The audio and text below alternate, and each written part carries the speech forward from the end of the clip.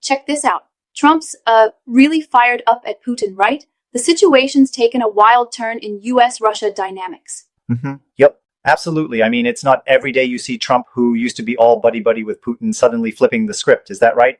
Exactly. Trump's upset. He said he was, pissed off because Putin, of all people, started questioning Zelensky's credibility and even suggested new leadership. It's like a political mic drop. And that's a huge departure from his previous stance. He used to sing the Kremlin's praises, didn't he? Yes, for months, Trump was echoing pro-Russian lines, even labeling Zelensky as a dictator and pushing for premature elections in Ukraine. Crazy. So, what's this about secondary tariffs on Russian oil? That sounds like a big hammer move. Right? Trump floated this idea of imposing a 25% tariff on Russian oil if Moscow doesn't agree to a ceasefire with Ukraine. It's a rare economic weapon, especially since it bypasses congressional approval under the Trade Expansion Act of 1962. Yep, that's a powerful tool. But isn't it a bit contradictory considering U.S. intelligence and the bipartisan view that Russia's pretty much the aggressor here? That's a good point. Trump's language is ambiguous. He even said, which it might not be. His tariff obsession has always been a bit his signature move. Right you are. It's like on one hand he's trying to show strength, and on the other, his rhetoric has emboldened Russian aggression. There's this whole irony with how earlier his policies, like pausing intel sharing, arguably gave Russia room to strike. Precisely. Under Biden, the U.S. coordinated Western support with military aid, sanctions, and intelligence sharing to back Ukraine. Meanwhile, Trump's approach sometimes left gaps that critics say emboldened Russia. And then there's Putin's side of the story. This whole move seems like a classic Putin play, right? Yeah, it's very much in line with Putin's longtime strategy. Over the years, he's been testing and exploiting weaknesses, running interference from interfering in elections to aligning with rogue states. That's his playbook. It really underscores that Putin's out for a win-at-all-costs game. Even after a soft ceasefire announcement, his forces went back to striking within a few hours. That's some real bad faith. Exactly. It's a stark reminder that Moscow's words aren't backed by actions. They need firm enforcement mechanisms, not just shallow promises. Yep, that's the bitter truth. And here's where the irony really bites. Trump's peace proposals now sound almost like early Biden ideas, which, as we know, Russia just shot down. Right, it's funny how things come full circle. Trump's new approach even parallels limited NATO concessions in exchange for non-aggression commitments. Again, something that flopped before. True, that's a neat observation. But honestly, isn't it a bit of a stretch to believe that tariffs or such proposals could really change the dynamics on the ground, especially with the ongoing conflict in Ukraine? Yeah, I mean, tariffs are a blunt instrument here. They'd hit third-party countries buying Russian oil. It's a tool that's typically used sparingly, and while it shows intent, it might not deliver the diplomatic breakthrough Trump envisions. I see what you mean.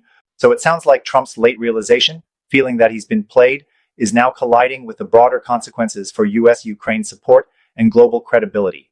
Exactly. His mood swing from being deferential to fiercely critical not only undermines his own credibility, but also raises questions about American foreign policy. Yep, definitely. And then there's his earlier romp on the idea that he could end the war in Ukraine in 24 hours, which now seems overly simplistic and out of touch. Right. It's like he was riding a wave of personal vanity, trying to show that he could negotiate like a strongman. But now Putin's maneuvering has exposed that vulnerability. Certainly, that's a sharp pivot. I also find it interesting that Trump's tariff idea is one of the few unilateral moves he can actually pull off. It bypasses Congress, which is part of why it's so appealing to him. Absolutely. That's his signature style, using tariffs as a quick fix without going through the usual checks. It's like having a secret weapon that's available on demand. It's quite the gamble. Now, let's talk about the bigger picture. A showdown of personal ambitions versus global strategy. What do you think is at stake here? Well, on one hand, there's Trump's gamble on his own image as a strong negotiator. On the other, there's the stark reality of Ukraine's plight and the broader U.S. alliances that have, coordinated a comprehensive response under Biden. Right, that contrast is striking. It almost seems like Trump is caught between wanting to be the master negotiator and being a pawn in Putin's psychological game. It's a classic move in Putin's playbook. Exactly. It's like Putin's been setting the board for years. Every little provocative statement, every soft stance later comes back to bite. Yeah, that's the strategist in Putin for sure. And all this is happening with U.S. elections on the horizon, which could amplify the domestic consequences if this misplay continues. Right, there's a lot on the line. His attitude, his policy moves, they might not just affect international dynamics, but also his own political future. Yep, that dual impact is real. So, where do you see things heading from here? Is there any chance Trump's tariffs or his revised peace proposals will actually make a dent? I'm skeptical.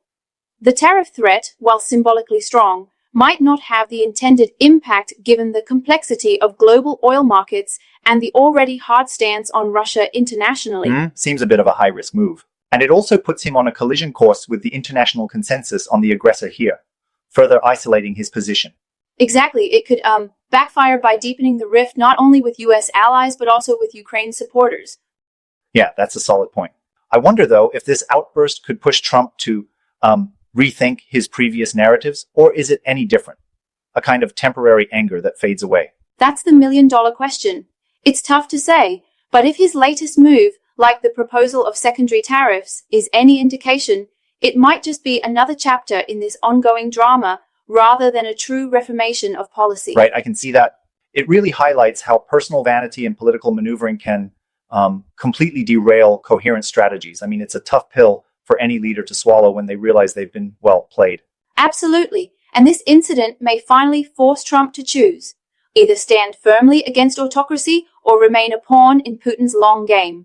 A decisive moment indeed. Well, it's definitely a roller coaster of political theatrics and strategic miscalculations. The coming months will reveal just how deep this pivot runs.